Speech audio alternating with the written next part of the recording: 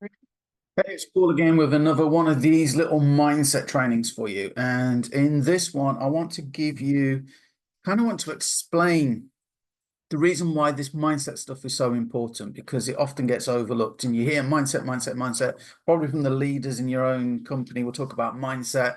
And a lot of people will say, that's fantastic and I can't wait to learn it, but I'll do it when I'm successful. Can you just tell me how to go and, run my business and be successful before you tell me the mindset stuff? And the leaders will say, but it's the mindset stuff that made me successful. And you go, yeah. But just tell me what you do. So here's why it's important. So there's a thing called logical levels, and this is the model for logical levels. Okay, and it looks like a pyramid, which is great, funnily enough. But okay, so down at the bottom here, you've got your environment, right? So let me read them out, and I won't have to hold this up all the time. You've got environment, behaviors, skills and capabilities, beliefs and values, and then identity right at the top. So what I want to do is I want to go through this. I'm going to work from the bottom up, right? So this is my environment. This is where I sit when I work, right? This is where I do my NLP from. This is where I work with clients from. This is where I build my online business from. This here, right? In this context, this is my environment for work. It's got all my books out, which I love, right? I love that. It's got my guitars in, so I can play guitar and have a think. I love that. I have I actually have three desks. I have this main one, then I've got one that's right in the window, and that's where my creative space is. And I've got one over there, and I love my old retro computers, old 1980s computers. I've got 13 of one type of them and stuff. So I love kind of fixing them up and messing around with them. And I've got like an old 80s area over there. So this is my space, and I'm really happy with it. So the question is, who put the bookshelves there? Okay, who put that picture on the wall? Okay, I like that picture. There's some internal stuff going on, right? Why do I like having a desk there where I can be a bit more creative? I've got the room and I've got the spare desk. Why not, right? So it goes there. Okay. So this is my environment, but what created my environment? Was it pure chance? Was it pure luck?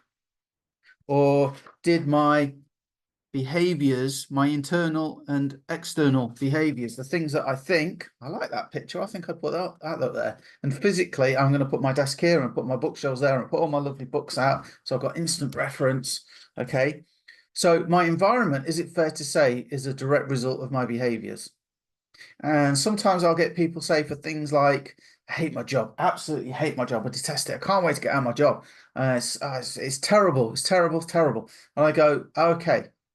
So who signed the contract? What do you mean? Who signed the contract for the job? Who went to the job interview? Who accepted the job? Who signed the contract? Well, I did. So even if it's something you don't like that, at the end of the day, it's still your behavior that got you there, right? It's your behaviors that got you there. Okay, does that make sense? Now, we can change our environment. I could move the bookshelves, I could change the picture, okay, but in big terms, right, it's not how, if I'm broke, there's a reason. If I'm in a job I hate, I can move my desk maybe, okay, but it's still maybe a job I hate, right? So our behaviors affect our environment. So what affects our behaviors then? What affects what we do? Well, that's your skills and your capabilities. So those of you that got teenagers maybe or young children and you ask them to maybe do the vacuuming, do the hoovering, right? They go and they do it and there might still be dirt on the floor. And you say, hang on a minute, there's still dirt on the floor. And they say, yes, but I did the behavior. I did the hoovering. I did the vacuuming, but their skill, their capability, right? They didn't apply any skill or capability to it because they did the behavior, but the skill is to make sure you get all the dirt, right? So even if you're taking the right behaviors, then your skills and capabilities affect how you do the behaviors in terms of what goes on in here and in terms of what you do physically. So when you are running a business and you're going, I'm going to go and make loads of sales of this product and or service, right? You can do marketing, but the more you do, the better you get. So the behavior, the marketing can vary depending on your skills and capabilities. Okay. Now, what affects the skills and the the skills and the capabilities? Okay, what affects that? How many times a week do I hear, I'm no good at that? It's too confusing for me. I'm no good with technology. I'm too scared to do a video. What do you say to yourself that affects these things? Okay, what you think about it, your skills and your capabilities. I haven't got time to learn that. I haven't got time to practice. Maybe I'll outsource it to somebody else and I've got scammed, right? These things, right? These skills and capabilities are affected by our beliefs and our values. And a value might be, I don't like rich people. Rich people, you know, they're terrible, taking all the money from the poor. They should give it all to charity. Here's a fantastic job or an online business where you can make all this money. Consciously going, this is great. But if your value is you don't like rich people, at the back of your mind is like, that's too much money for you. You don't deserve all this money. And remember what you say, rich people are jerks. You don't want to be a jerk, do you? You don't want to be a bad person. So you don't want to be rich, do you? Okay, conflict of values. So what you believe and your values directly affect your skills and your capabilities, maybe the job that you go for, right? And all of these things filter down to where you are now, your environment.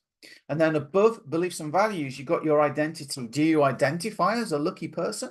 Because there's evidence out there. I've got a book on there talking about, look, if you identify as lucky, you tend to be more lucky. If you identify as downtrodden and you never get a break, you tend to get more of it. If you identify as positive and go-getting and motivational, you get more of it. Okay, it's just the way it is. So how do you see yourself? How do you identify? I am, right?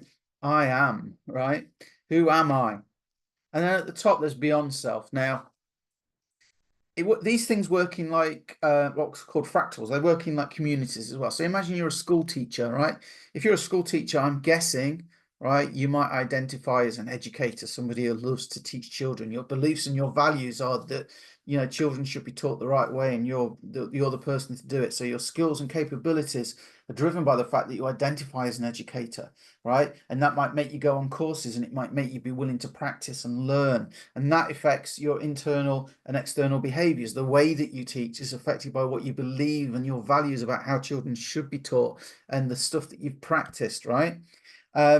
And then that leads to the classroom environment. You know, is it a happy classroom? Is it a sad classroom? But beyond self, beyond you, you've got the school. And beyond the school, you've probably got the whole, you know, education system that you're part of. You're part of the whole teachers worldwide, however far you want to take it.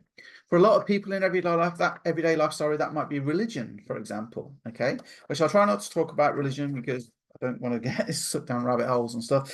But now, the point of all this, can you see?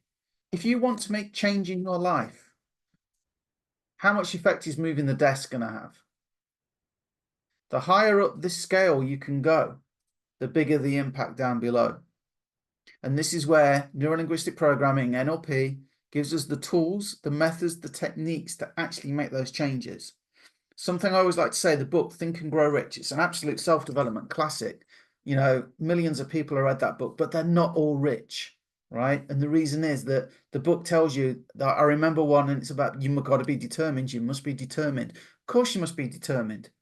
How can you access determination anytime you want? It doesn't tell you how to be determined. Right. A mentor said to me once, Paul, you'll be a leader when you just decide to be a leader. And I just decided to be a leader and it didn't happen. I had to change my identity. I had to change my beliefs. I had to change my values to fit what I wanted to be. Okay, so that's why this stuff's important. I hope that made sense. If this intrigues you, if you want to learn how to make these changes, there'll be a link around here. You can get back to the person that shared this with you if it's on social media.